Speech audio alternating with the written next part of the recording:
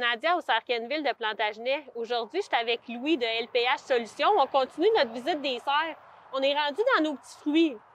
Et si je me trompe pas, ça a l'air de framboisier. Puis regarde celui-là. Oui, tu as raison. Il est super beau. C'est un framboisier remontant Pathfinder. Puis remontant, là, je Oui. vais t'expliquer ce que ça veut dire.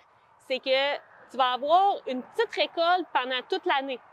Bien, OK. pendant tout l'été, Tout c'est-à-dire. l'été, oui. Donc, tu n'auras pas une grosse récolte au début. Fait que tout dépendant de ce que tu veux faire, c'est sûr, si tu veux faire de la transformation, c'est pratique d'avoir une grosse récolte au début, mais si tu veux en manger un petit peu pendant tout l'été, c'est le fun d'en avoir là, pendant tout l'été. C'est la même chose avec les fraises. OK. Mais les bleuets, ça fonctionne pas comme ça. Tu vas avoir juste une grosse récolte OK. dans le temps des bleuets. Puis est-ce que je peux planter ça n'importe où?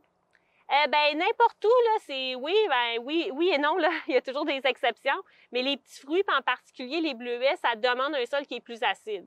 Fait que ça, c'est des OK. conditions qu'on retrouve plus dans des sols qui sont sablonneux. Fait que si tu as beaucoup de glaise, là, c'est plus alcalin, là, le pH est plus élevé, ça va moins bien fonctionner.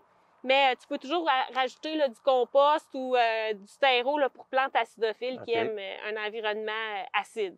Fait que c'est toujours possible là, de Parfait. modifier l'environnement, mais c'est bon de trouver le bon environnement pour la bonne plante. En parlant de ça, est-ce que je t'amène dans les grands fruitiers? Oui, oui. Puis moi, ben, j'apporte mon framboisier. Good, on y va! Là, on arrive dans la section de nos grands fruitiers. Fait qu'on a pas mal de tout là, dans la pomme, évidemment, la poire, la cerise, la prune. On a toutes les caractéristiques là, que les gens vont vouloir, là, tout dépendant s'ils veulent manger frais ou transformé. Donc, c'est toujours ça la question, en fait. Là. Puis là, moi, j'ai vu là, que sur une étiquette, c'était écrit 4 pour 1 ou 4 dans 1. C'est quoi ça? Oui, 4 dans 1, on l'a dans la pomme, dans le poirier puis dans le cerisier là, cette année. Puis c'est greffé. Donc, sur le même arbre, tu vas retrouver 4 variétés de pommes. Fait que tu peux avoir de la pomme rouge, de la pomme jaune, Ah, ouais. différentes sortes de pommes. Puis, c'est pratique parce que ça t'en prend juste un. Parce que les pommiers, par exemple, ça t'en prend tout en deux pour la pollinisation croisée. Là, tu vas en avoir besoin de juste un. Fait que c'est pratique pour ceux qui ont des plus petits terrains. Là, c'est presque ta salade de fruits. Hein? Exactement, c'est presque la salade de fruits. Fait que ça, c'est pratique si tu veux faire pousser des choses que tu vas manger. Mais on a des arbres ornementaux aussi, puis je t'amène voir ça.